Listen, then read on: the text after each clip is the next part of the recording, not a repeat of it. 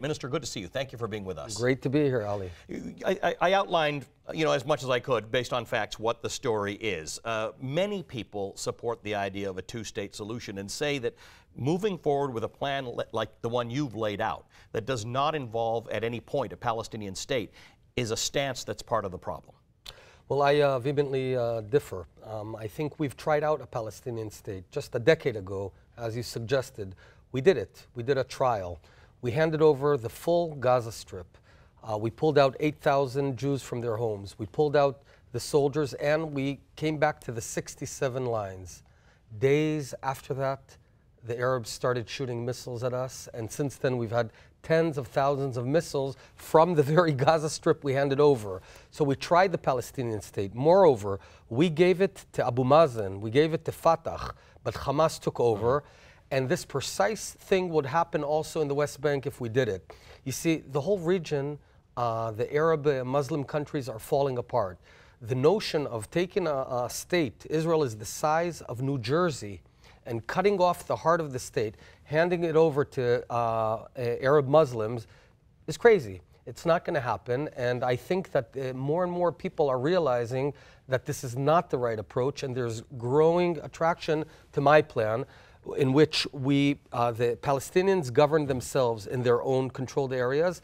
Israel annexes the Israeli-controlled areas. We live side by side, full freedom of movement, and each side can live peacefully one next to another. And reading the plan, which I've got here, it looks quite appealing, except you use this expression, the Arabs can govern themselves, the Palestinians can govern themselves. Correct. But in those areas that you're talking about them governing themselves, according to the map, I can show you this, what we call areas A and B. Yeah. They don't get to govern themselves on a couple of key points that are important to people who are looking for self-determination, and that is borders, entry and exit, and defense. Well, we can fix the border part as long as we don't have Palestinian grandchildren of Palestinian refugees from 1948 flowing in from Syria and Jordan. But why not? Why not? Grandchildren of Jews can go to Israel. No, because, look, the Arabs and Muslims have 300 times the size of the Jewish state, right? They have 300 times the size. Right. We don't have any other place, and this has been ours for about 3,800 years. But those refugees would say it was theirs too. They can say it, but the whole world can open a small book, pretty popular book called the Bible, and it's very clear that Israel is the Jewish land, and archaeology shows that. So we've been around forever. It's our own home.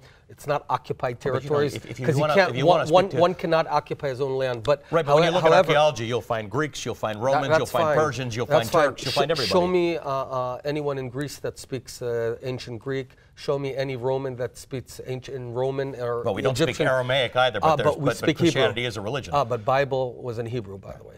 Okay, so this notion of invented Palestinian people, there was never a Palestinian state. Was there? Who was the president? What was the anthem? What was the flag? There never existed a notion of a Palestinian state. It's a pretty new idea, which is fine.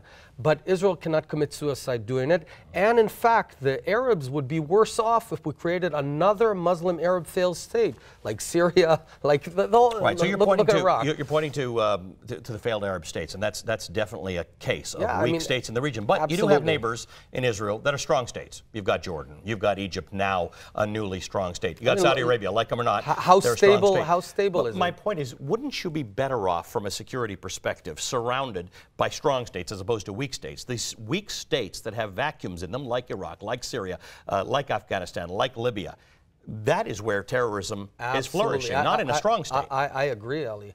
I agree, and that's precisely why we can't vacate it, because today there is control in Judea and Samaria, and it's fairly peaceful there. The economy is growing not fast enough because of the corruption in the Palestinian Authority that you're well aware of.